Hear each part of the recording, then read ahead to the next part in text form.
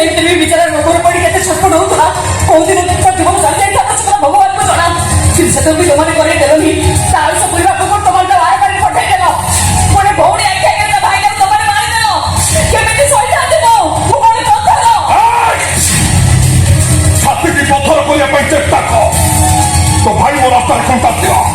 ମୁଁ ଚାହିଁନି ଆପେ ଆପେ ହଟିଗଲା। ଆଉ ଏବେ ତୋ ପାଇଁ ଏଇଟାର ମୁହଁ କଣ ନ କଲେ ଇଏ ଆମକୁ ନିଶ୍ଚୟ ଅସୁବିଧାରେ ପକେଇବ। ପାରିବନି ଯେତେ ଚେଷ୍ଟା କଲେ ବି ତମମାନେ ମୋ ମୁହଁଟା ବନ୍ଦ କରିଦେଇ ପାରିବନି। ଆଜି ତ ଖାଲି କାମକୁ ଯାଇଛି। ରାତି ପାଇ ସକାଳ ହଉ କୋର୍ଟକୁ ଯିବି। ଜଜ ସାହେବ ଠିଆ ହେଇ ଚିତ୍କାର କରି କହିବି ଜଜ ସାହେବ ଏଇ ଦି ଜଣ ଭଉଣୀ ଆଖି ଆଗରେ ମୋ ଭାଇଟାକୁ ମାରି ଦେଇଛନ୍ତି। ଏଇମାନେ ଅପରାଧୀ। ଏଇମାନେ ହଉଛନ୍ତି ଖୁନି। ଏମାନଙ୍କୁ ଦଣ୍ଡ ଦିଅନ୍ତୁ। ଏମାନଙ୍କୁ ଫାଞ୍ଚି ମୁଣ୍ଡରେ ଚଢେଇ ଦିଅନ୍ତୁ। ମତେ ନ୍ୟାୟ ଦିଅନ୍ତୁ ଜଜ ସାହେବ ମତେ ନ୍ୟାୟ ଦିଅନ୍ତୁ।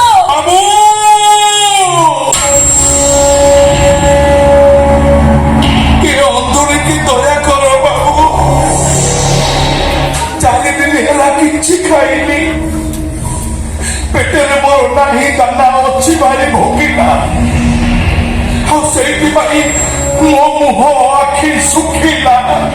ତାମାନେ ସବୁଆଡେ ଦୁର୍ଯୋଧନ ଶକୁନି ରିଲେସନ ବଡ ନୁହ ବଡ ଏଠି ମା। छुरी मारी गुरी करी जो सबका रब्बा उसे ये दुनिया कहता है देवा। एठी बड़ लोक माने भिक दियंती हेले ये देवा भिक नहीं नहीं बड़ लोक आईन प्रशासन मो टंकार गोड़ा। ମୁଁ ଉଠ କହିଲେ ରାଜଧାନୀ ଉଠେ, ବସ୍ କହିଲେ ଟ୍ୱିନ୍ ସିଟି ବସେ। ଏ ଦେବା ସବୁ ସହିପାରେ ହେଲେ କେବେ କାହା ନାଲି ଆଖିକି ସହିପାରେ ନା। ତୁ ଦେଖିବୁ ନା ଦେବା ତୋ ଆଖିରେ ଲାଗିଥିବା ଅହଙ୍କାର ପରକୁ ଦିନେ ନା ଦିନେ ମୁଁ ଛଡେଇ ଦେବି। କାହିଁକି ନା ଆଜି ସିନା ଟଙ୍କା ତତେ ଅଧ କରିଦେଇଛି ହେଲେ ଆଇନ ଅଧ ନୁହଁ। ଉପରେ ବାଲା ଅଧ ନୁହଁ କି ଧର୍ମ ବି ଅଧ ନୁହଁ। କେବଳ ତୋରି ବୁଦ୍ଧିରେ ପଡି ମୋ ଭାଉଜ ଆଜି ଗୋଟେ ନାରୀରୁ ନାଗୁଣୀ ପାଲଟି ଯାଇଛି।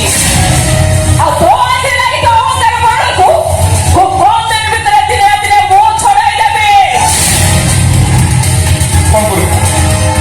କଣ କରିବେ ସେ କଥା ସମୟ କହିବ। କଣ ଥାନାକୁ ପଠେଇବି ଜେଲକୁ ପଠେଇବି। ମା କ୍ଷୀର ତାହେଲେ ବହୁ ପିଇଛୁ। କାହିଁ ତୁ କଣ ମା କ୍ଷୀର ପିଇବ ନା କଣ? ଠିକ ଅଛି ଦେଖିବ କାହା ମା କ୍ଷୀରରେ କେତେ ଦମ୍। ଯୋଉ ମା କ୍ଷୀର ତୁ ପିଇଛୁ ମୁଁ ବି ସେଇ ମା କ୍ଷୀର ପିଇଛି ରେ। ମା ତ ସମସ୍ତଙ୍କର ସମାନ। ତୋର ମା ମୋର ବି ସିଏ ମା।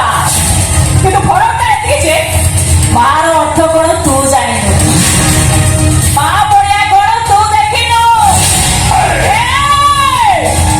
ତୁ କେବଳ ଜୀବନ ସାରା ଏଇଭଳି ଚରିତ୍ରହୀନ କଳଙ୍କିନୀ ମାନଙ୍କୁ ଦେଖି ଆସୁ।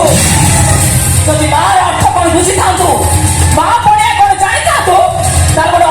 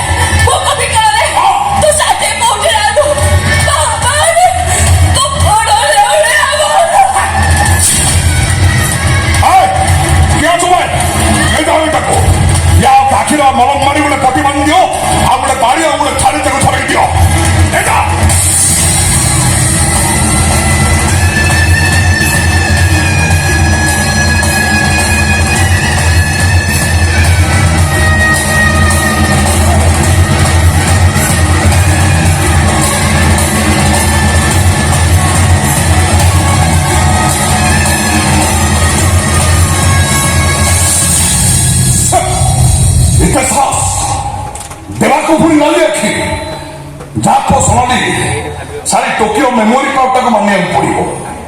ଆଖିକି ଅନ୍ଧୁଣି କରିଦେଲା ପରେ ବି ଏକାଥରେ ଠକିନା ଗୀତଟାକୁ ମନେ ରଖିଦେଲା। ମଲା ମନେ ରଖିବନି କେମିତି? ସେଟା ପୁରା ରାସ୍ତା କଡ଼େ ବୁଲୁଥିଲା। ତମେ ଜାଣିଛନ୍ତି ବା ହଁ। ଏ ଶାଢ଼ୀ ହଁ। ମୋ ସ୍ୱାମୀଙ୍କର ନିଜ ଭଉଣୀ ନୁହଁ। ଆଉ? ସ୍ୱାମୀ ପୁରା ତାକୁ ରାସ୍ତା କଡ଼ରୁ ପାଇଥିଲେ।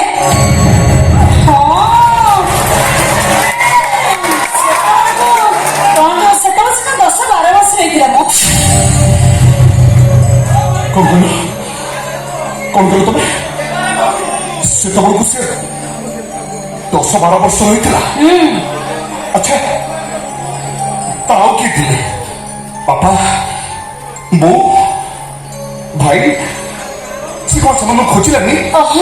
ସମୀର କହୁଥିଲେ ତା ବାପା କୁଆଡେ ସାବତ ମା କଥାରେ ପଡି ତାକୁ ଭାରି ମାରଧର କରୁଥିଲା। ସେଇଥିପାଇଁ ପରା ସେ ଘରକୁ ଯିବାକୁ ଚାହିଁଲାନି। ତାର ଗୋଟେ ଭାଇ ବି ଥିଲା। କଣ କହିଲ ତମେ? ତା ଭାଇ ଥିଲା? ହେଲେ ତମେ କେମିତି ବ୍ୟସ୍ତ କରୁଥିଲେ ଯେ ଶାଢ଼ୀ ତମର? ନାଇଁ ତା ନାଁ ତ ଶାଢ଼ୀ ନୁହଁ। ତମେ କେମିତି ଜାଣିଲ? ଆଚ୍ଛା ଠିକ କଥା ବି କହିଲ। ତା ନା ଶାଢ଼ୀ ନୁହଁ। କଣ ତ ତା ନାଁ ସମୀର କହୁଥିଲେ? ଯମୁନା। କଣ କହିଲ ତମେ?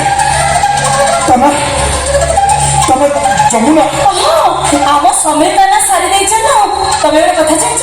ସେ ଟୋକିନା ଗୋଟେ ମ୍ୟାଜିକ୍ ଜାଣିଛି। ତମେ ବି କେତେ ଭଲ ଭାବରେ ମନେ ରଖ। କେତେବେଳେ ଯଦି କରେଣ୍ଟ ଚାଲିଯାଏ ତାକୁ କହିବ। ସେ କଣ ଗୋଟେ ଗୀତ ଶିଖିଛି। ସେ ଯଦି ସେ ଗୀତଟା ଗାଇଦେବ ସାଙ୍ଗେ ସାଙ୍ଗେ କରେଣ୍ଟ ଚାଲି ଆସିବ। ସମସ୍ତେ ତାକୁ କୁହନ୍ତି ହେଲେ ମୋର ଏ କଥାକୁ ଜମା ବି ବିଶ୍ୱାସ ହୁଏନି। ସମସ୍ତେ ଠିକ କୁହନ୍ତି ସମସ୍ତେ। ତମେ ତା ଗୀତ ଶୁଣିଛ ନା? এই গীত না সূর্য আলো আসে জমার আকাশ ভরসা দিছে। আরে সূর্য আলো তো দিচ্ছে, আর চন্দ্রমামা যোছনা তো দিচ্ছে। অন্ধার চালু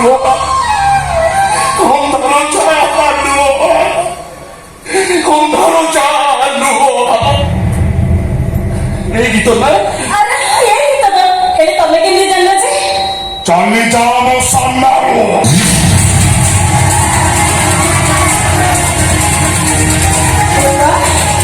ଚାଲି ଯା କହୁଛି ମୋ ସାମ୍ନାରୁ। ତମେ ଏମିତି କଣ କହୁଛ?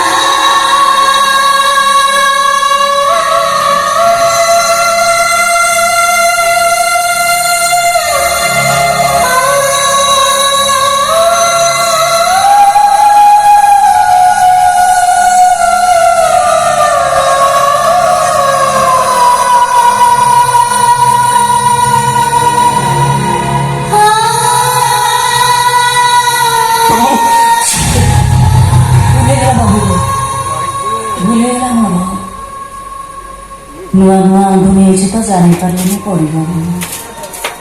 ଆଗରୁ ସିନା ଦେଖିକି ଚାଲୁଥିଲି, ଏବେ ପୁରା ନ ଦେଖିକି ଚାଲିବି।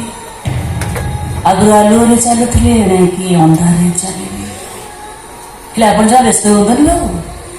ଆପଣ କ'ଣ ଭାବୁଛନ୍ତି ଆପଣ ମୋତେ ଆଜି ଅନ୍ଧୁଣୀ କରିଦେଲେ ବୋଲି ମୁଁ ହାରିଛି? ନାଇଁ ବାବୁ, ଜମା ହାରିବିନି ମୁଁ। ଆଚ୍ଛା ଆପଣ କହିଲେ ବାବୁ ସେମିତିରେ ବି ଭଲ ମଣିଷ ଗୁଡା ବାଟରେ ଘାଟରେ ଚାଲିଲା ବେଳେ ଇଟାକି ପଥର କଣ ଝୁଣ୍ଟି ପଡନ୍ତିନି? କିନ୍ତୁ ମୁଁ ପିଲାଟି ଦିନରୁ ଆଜି ପର୍ଯ୍ୟନ୍ତ ପୁରା ପାହାଡ ଝୁଣ୍ଟି ଝୁଣ୍ଟିକା ଆସିଛି। ସେତେବେଳେ ବି ଥକି ଯାଇନି, ଆଜି କେମିତି ଥକିଯିବି? ସେତେବେଳେ ଚାଲୁଥିଲି, ଆଜି ବି ଚାଲୁଛି। ଜୀବନର ଶେଷ ନିଶ୍ୱାସ ଥିବା ପର୍ଯ୍ୟନ୍ତ ସେମିତି ଚାଲିବି। 5 ବର୍ଷର ହେଇଥିଲି ମୋ ମା ମରିଗଲା। ମୋ ମା କଥା କହି ମୁଁ ଯେତେବେଳେ ବି କାନ୍ଦେ, ବାପା ସବୁବେଳେ ଆମ ଛାତ ଉପରକୁ ନେଇଯାଇ ଆକାଶରେ ଥିବା ଗୋଟେ ତାରାକୁ ଦେଖେଇ ଦେଇ ମତେ କୁହନ୍ତି, ଏଇ ଦେଖିଲ ଝିଅ, ସେଇ ହଉଛି ତୋ ମା। ମୁଁ ପୁଣି କହେ, ବାପା ସିଏ ଯଦି ମୋ ମା, ତାହେଲେ ମୋ ପାଖକୁ ଆସୁନି କାହିଁକି? ଆମ ଘରେ ରହୁନି କାହିଁକି? ବାପା ପୁଣି ମତେ ବୁଝେଇବାକୁ ଯାଇ କୁହନ୍ତି, ଆସିବ ନା ଝିଅ, ତୋ ମା ଖୁବ୍ ଶୀଘ୍ର ତୋ ପାଖକୁ ନିଶ୍ଚୟ ଫେରି ଆସିବ। ଆସିବ ଯେ, କିନ୍ତୁ ନୂଆ ରୂପରେ ତୋ ନୂଆ ମା ହେଇ ତୋ ପାଖକୁ ଫେରିବ। ସେଦିନ ମୁଁ ଖୁସିରେ ପାଗଳି ହେଇଗଲି ଯୋଉଦିନ ଆମ ନୂଆ ମା ମୋ ଘରକୁ ଆସିଥିଲା। ମତେ କହିଲା, ମତେ ପାଖରେ ବସି ଖୁଆଇ ଦବ, ଗୀତ ଗାଇ ଶୁଆଇ ଦବ, ମୋ ମୁଣ୍ଡ କୁଣ୍ଡେଇ ଦେଇ ପ୍ୟାଣ୍ଟ ସାର୍ଟ ପିନ୍ଧେଇ ଦେଇ ସ୍କୁଲକୁ ପଠେଇ ଦବ। ପାଗଳିଙ୍କ ପରି ମୁଁ ଖୁସିରେ ନାଚୁଥାଏ। ହଠାତ୍ ଲାଇନ୍ ଚାଲିଗଲା, ଆଉ ତାପରେ ସବୁକିଛି ଓଲଟପାଲଟ ହେଇଗଲା। ସବୁକିଛି ସେ ମୋ ମା ନଥିଲା ବାବୁ, ସେଇଟା ଥିଲା ଗୋଟେ ଡାହାଣୀ। ଟଙ୍କା ପାଇଁ ସେ ମତେ ଜଣକୁ ବିକ୍ରି କରିଦେଲା, ଆଉ ତାପରେ ସମସ୍ତଙ୍କ ପାଖରେ ମୁଁ ଅଲଗା ହେଇଗଲି, ଏକୁଟିଆ ହେଇଗଲି ମୁଁ, ଏକୁଟିଆ। ଆଉ ତୋ ଭାଇ? ନାଇଁ ବାବୁ, ମୋର କେହି ଭାଇ ନାହାନ୍ତି। କଣ କହିଲୁ? তোর কি ভাই নাহাନ୍ତି? ନା ବାବୁ ନାହାନ୍ତି। ଆଉ ଯିଏ ଥିଲା ସେଟା ବେଇମାନଟା, ସ୍ୱାର୍ଥପରଟା, କେତେ ଭଲ ପାଉଥିଲା। ଥରିଏ ନ ଦେଖିଲେ ମତେ ସିଏ ବାଲିଆ ହେଇଯାଉଥିଲା, କିନ୍ତୁ ସିଏ ବି ଭୁଲିଗଲା। ସବୁବେଳେ କହୁଥିଲା, କାନ୍ଦେ ନା ଯମୁନା, ତୁ ଜମା କାନ୍ଦ ନା, ତୁ କାନ୍ଦିଲେ ମତେ ଭାରି ବାଧୁଛି। ଆଲୋ ଆଖି ସିନା ତୋର, ହେଲେ ଲୁହ ପରା ମୋର।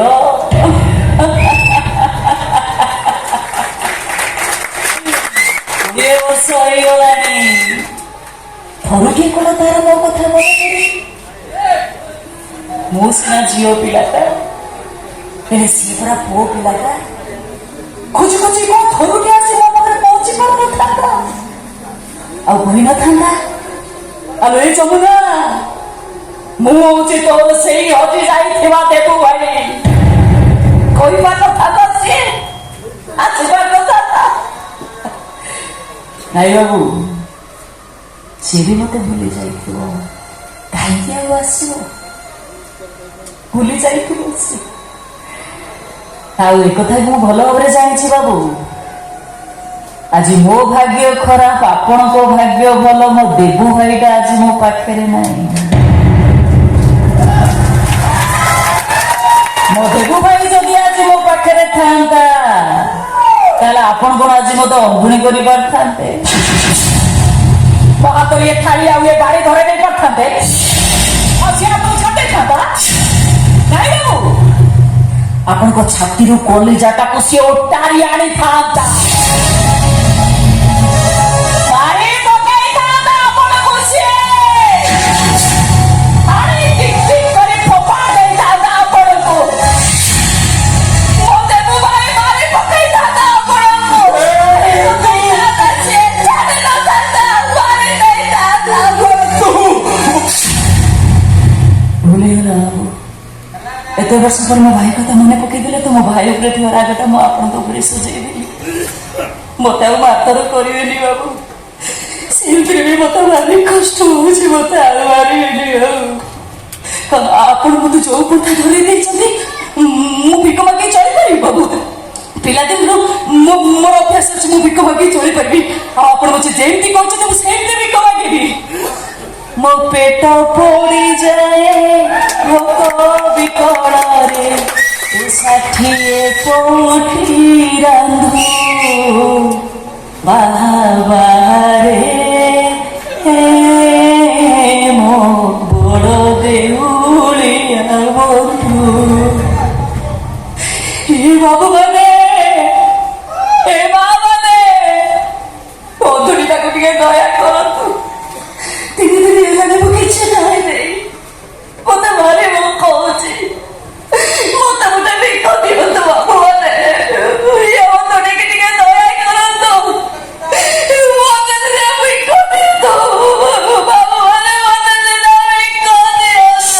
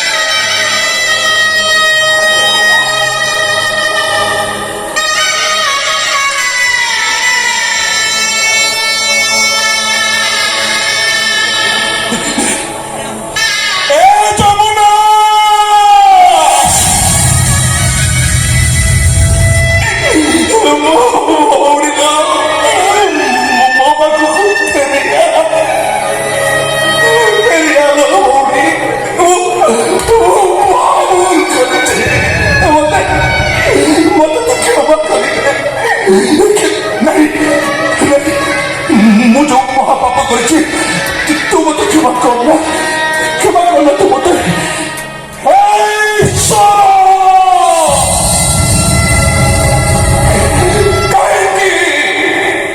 କାହିଁକି ପିଲାଟି ଦିନରୁ ମୋ ପ୍ରତି ଏତେ ଅବିଚାର 10-12 ବର୍ଷର ହେଇଥିଲି ମୋ ମାକୁ ମୋଠୁ ଛଡେଇ ନେଲା 20 ବର୍ଷ ପରେ ମୋ ଭଉଣୀକୁ ପାଇଥିଲି ଯେ ମୁଁ ତାକୁ ପରିଚୟ ଦେଇପାରିଲିନି ତା ଭାଇ ବୋଲି କାହିଁକି ମୋର ଏତେ ବଡ ଭୁଲ ହେଇଗଲା ଈଶ୍ୱର କାହିଁକି ଏତେ ବଡ ଭୁଲ ହେଇଗଲା